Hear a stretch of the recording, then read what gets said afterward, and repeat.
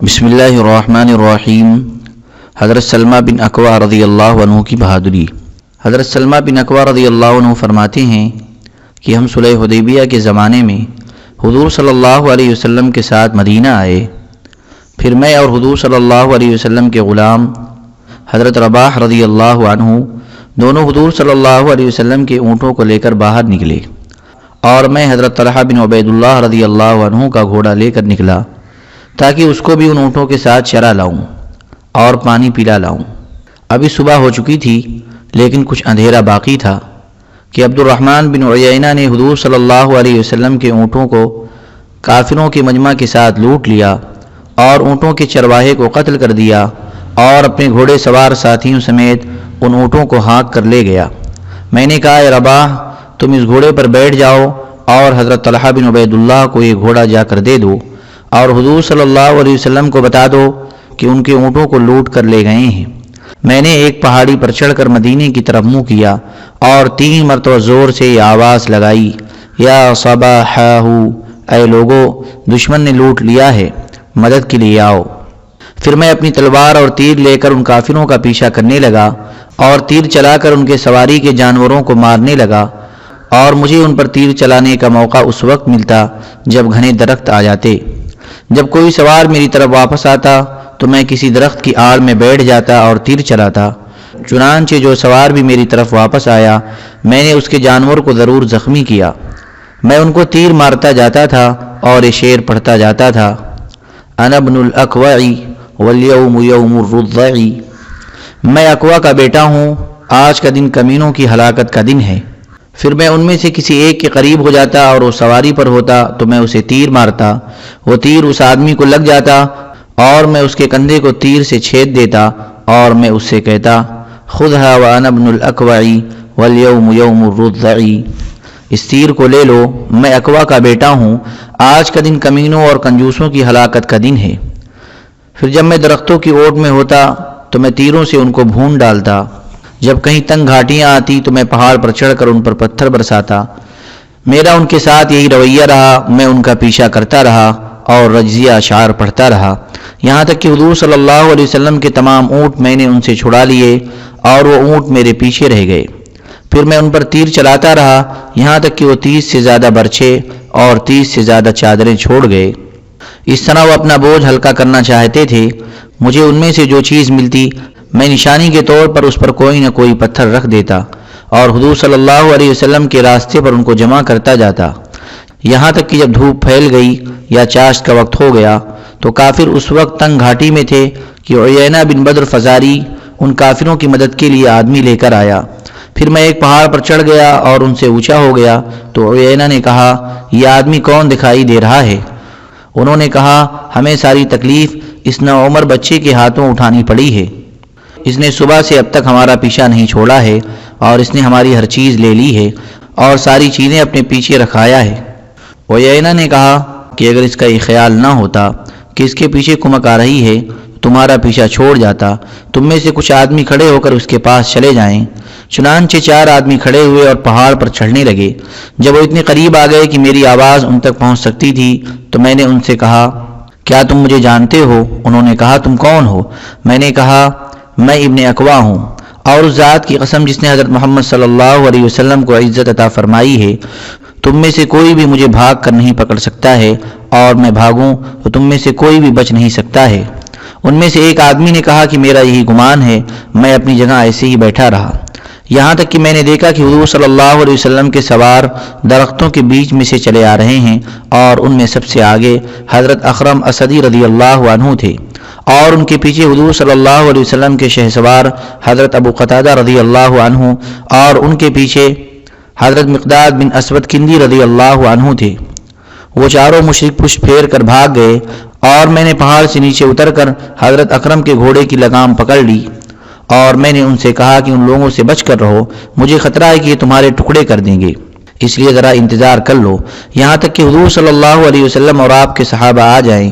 حضرت اکرم نے کہا، اے سلمہ، اگر تم اللہ اور آخرت کے دن پر ایمان رکھتے ہو اور تمہیں یقین ہے کہ جنت حق ہے اور دوزخ کی آگ حق ہے تو میرے اور شہادت کے درمیان رکاوٹ نہ بنو۔ میں نے ان کے گھوڑے کی لگام چھوڑ دی اور وہ عبد الرحمن بن عیینہ پر حملہ آور ہوئے۔ عبد الرحمن نے مڑ کر حملہ کیا، دونوں نے ایک دوسرے کو نیزے مارے۔ حضرت اخرم نے عبد الرحمن کے گھوڑے کی ٹانگیں کاٹ ڈالیں تو عبد الرحمن نے گھوڑے سے گرتے ہوئے حضرت اخرم کو نیزہ مار کر شہید کر دیا اور حضرت اخرم کے گھوڑے پر جا بیٹھا۔ اتنے میں حضرت ابو قتادہ عبد الرحمن کے پاس پہنچ گئے۔ دونوں نے ایک دوسرے کے ساتھ نیزے کے دو ہاتھ کیے۔ عبد الرحمن نے حضرت ابو قتادہ کے گھوڑے کے پاؤں کاٹ ڈالے۔ حضرت ابو قتادہ نے عبد الرحمن کو قتل کر دیا اور حضرت اخرم کا گھوڑا اس سے لے کر خود اس پر بیٹھ گئے۔ پھر میں ان مشرکوں کے پیچھے دوڑنے لگا اور دوڑتے دوڑتے اتنا آگے نکل گیا کہ حضور صلی اللہ علیہ وسلم کے صحابہ کے چلنے سے اڑنے والا گرد و غبار مجھے نظر نہیں آ رہا تھا، اور وہ لوگ سورج ڈوبنے سے پہلے ایک گھاٹی میں داخل ہوئے جس میں پانی تھا۔ اس پانی کو ذو قرد کہا جاتا تھا۔ ان مشرکوں نے اس پانی میں سے پینا چاہا کہ اتنے میں انہوں نے مجھے اپنے پیچھے دوڑتے ہوئے دیکھ لیا، اس لیے وہ اس پانی کو چھوڑ کر ذیبیر گھاٹی پر چڑھ گئے اور سورج ڈوب گیا۔ میں ایک آدمی کے قریب پہنچ گیا اور اس کو میں نے تیر مارا اور ساتھ یہ رجزیہ شعر پڑھا: خذھا وانا ابن الاکوع والیوم یوم الرضع۔ اس آدمی نے کہا: ہاں، اکوا کی ماں کا صبح سویرے اپنے بچے کو گم کرنا۔ میں نے کہا: ہاں، اور اپنی جان کے دشمن۔ یہ وہی آدمی تھا جسے میں نے صبح تیر مارا تھا اور اب اسے ہی دوسرا مارا تھا، اور دونوں تیر اس میں پیوست ہو گئے تھے۔ اسی دوران ان مشرکوں نے 2 گھوڑے پیچھے چھوڑ دیے۔ میں ان دونوں کو ہانکتا ہوا حضور صلی اللہ علیہ وسلم کی خدمت میں لے آیا۔ آپ صلی اللہ علیہ وسلم اس وقت ذی قرد پانی پر تشریف فرما تھے جہاں سے میں نے ان مشرکوں کو بھگایا تھا، اور حضور صلی اللہ علیہ وسلم کے ساتھ 500 صحابہ تھے، اور جو اونٹ میں چھوڑ گیا تھا حضرت بلال ان میں سے ایک کو ذبح کر کے ان کی کلیجی اور کوہان حضور صلی اللہ علیہ وسلم کے لیے بھون رہے تھے۔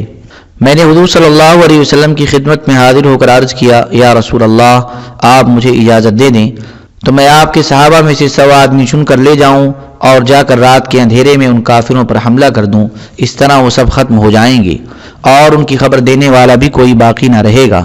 حضور صلی اللہ علیہ وسلم نے فرمایا: اے سلمہ، کیا تم ایسا کر گزرو گے؟ میں نے کہا: جی ہاں، اس ذات کی قسم جس نے آپ کو عزت عطا فرمائی۔ اس پر آپ صلی اللہ علیہ وسلم اتنے زور سے ہنسے کہ آگ کی روشنی میں آپ کے دانت مجھے نظر آنے لگے۔ پھر آپ صلی اللہ علیہ وسلم نے فرمایا: اس وقت ان کافروں کی قبیلہ بنو غطفان کے علاقے میں مہمانی کی تیاری کی جا رہی ہے۔ چنانچہ غطفان کے آدمی نے آ کر بتایا کہ ان کا فلاں غطفانی آدمی پر گزر ہوا، اس نے ان کے لیے اونٹ ذبح کیا، لیکن جب وہ لوگ اس کی کھال اتار رہے تھے تو انہوں نے غبار اڑتے ہوئے دیکھا۔ غبار اڑتے ہوئے دیکھا وہ اس اونٹ کو اسی حال میں چھوڑ کر وہاں سے بھاگ گئے۔ اگلے دن صبح کو حضور صلی اللہ علیہ وسلم نے فرمایا: ہمارے سواروں میں سب سے بہترین حضرت ابو قتادہ ہیں اور ہمارے پیادوں میں سب سے بہترین حضرت سلمہ ہیں۔ چنانچہ حضور صلی اللہ علیہ وسلم نے مجھے مال غنیمت میں سے سوار کا حصہ بھی دیا اور پیدل چلنے والے کا بھی، اور مدینہ واپس جاتے ہوئے حضور صلی اللہ علیہ وسلم نے مجھے عذبہ اونٹنی پر اپنے پیچھے بٹھا لیا۔ جب ہمارے اور مدینے کے درمیان اتنا فاصلہ رہ گیا جو سورج نکلنے سے لے کر چاش تک کے وقت میں طے ہو سکے، تو انصار کے ایک تیز دوڑنے والے ساتھی جن سے کوئی آگے نہیں نکل سکتا تھا، انہوں نے دوڑنے کے مقابلے کی دعوت دی اور بلند آواز سے کہا: ہے کوئی دوڑ میں مقابلہ کرنے والا؟ ہے کوئی آدمی جو مدینہ تک میرے ساتھ دوڑ لگائے؟ اور یہ اعلان انہوں نے کئی بار کیا۔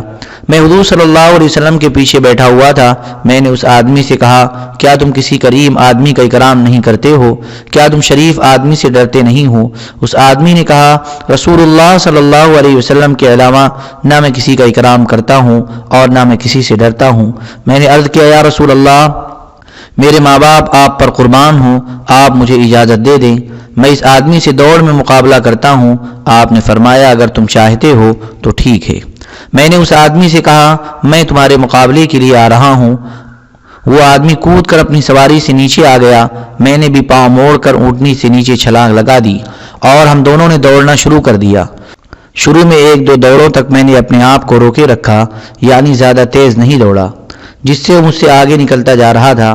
پھر میں تیزی سے دوڑا اور اس تک جا پہنچا، اور اس کے دونوں کندھوں کے درمیان میں نے اپنے دونوں ہاتھ مارے اور میں نے اس سے کہا: اللہ کی قسم، میں تم سے آگے نکل گیا ہوں۔ راوی کو شک ہے کہ یہی الفاظ کہے تھے یا ان جیسے الفاظ کہے تھے۔ اس پر وہ ہنس پڑا اور کہنے لگا: اب میرا یہی خیال ہے۔ پھر ہم دونوں دوڑتے رہے یہاں تک کہ مدینہ پہنچ گئے۔ امام مسلم کی روایت میں مضمون بھی ہے کہ میں اس سے پہلے مدینہ پہنچا، اس کے بعد ہم لوگ مدینہ 3 دن ہی ٹھہرے تھے کہ غزوہ خیبر کے لیے روانہ ہو گئے۔ حضرت ابو حضرت یا حضرت عبداللہ بن ابی حضرت رضی اللہ عنہ کی بہادری۔ حضرت ابن ابی حضرت رضی اللہ عنہ فرماتے ہیں کہ میں نے اپنی قوم کی عورت سے نکاح کیا اور اس کا مہر 200 درہم مقرر کیا۔ پھر حضور صلی اللہ علیہ وسلم کی خدمت میں مہر میں امداد لینے کے لیے حاضر ہوا۔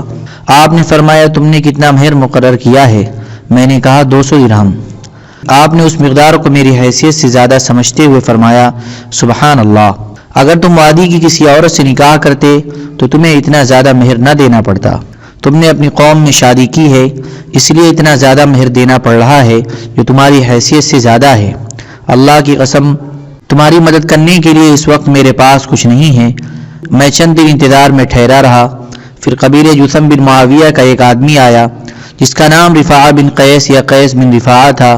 وہ قبیلہ جثم کے بڑے خاندان کو ساتھ لے کر آیا اور مدینہ کے قریب مقام غابہ میں اپنی قوم اور ساتھیوں کو لے کر ٹھہر گیا۔ وہ قبیلہ قیس کو حضور صلی اللہ علیہ وسلم سے لڑنے کے لیے جمع کرنا چاہتا تھا اور قبیلہ جثم میں اس کا بڑا نام اور اونچا مقام تھا۔ حضور صلی اللہ علیہ وسلم نے مجھے اور 2 اور مسلمانوں کو بلایا اور فرمایا تم لوگ جاؤ اور اس آدمی کے بارے میں پورے حالات معلوم کر کے آؤ۔ حضور صلی اللہ علیہ وسلم نے ہمیں ایک دبلی اور بوڑھی اونٹنی عطا فرمائی۔ ہمارا ایک آدمی اس پر سوار ہوا تو اللہ کی قسم وہ کمزوری کی وجہ سے اسے لے کر کھڑی نہ ہو سکی، تو کچھ آدمیوں نے اسے پیچھے سے سہارا دیا تب وہ کھڑی ہوئی، ورنہ خود سے تو کھڑی نہیں ہو سکتی تھی۔ اور آپ صلی اللہ علیہ وسلم نے فرمایا اسی پر بیٹھ کر تم وہاں پہنچ جاؤ۔ چنانچہ حضور صلی اللہ علیہ وسلم کے اس ارشاد کی برکت سے ان حضرات نے اسی اونٹنی پر سفر پورا کیا۔ اللہ نے اس کمزور اونٹنی کو اتنی طاقت عطا فرما دی، چنانچہ ہم چل پڑے اور ہم نے اپنے ہتھیار تیر اور تلوار وغیرہ ساتھ لے لیے اور آئین غروب کے وقت ان لوگوں کی قیام گاہ کے قریب پہنچے۔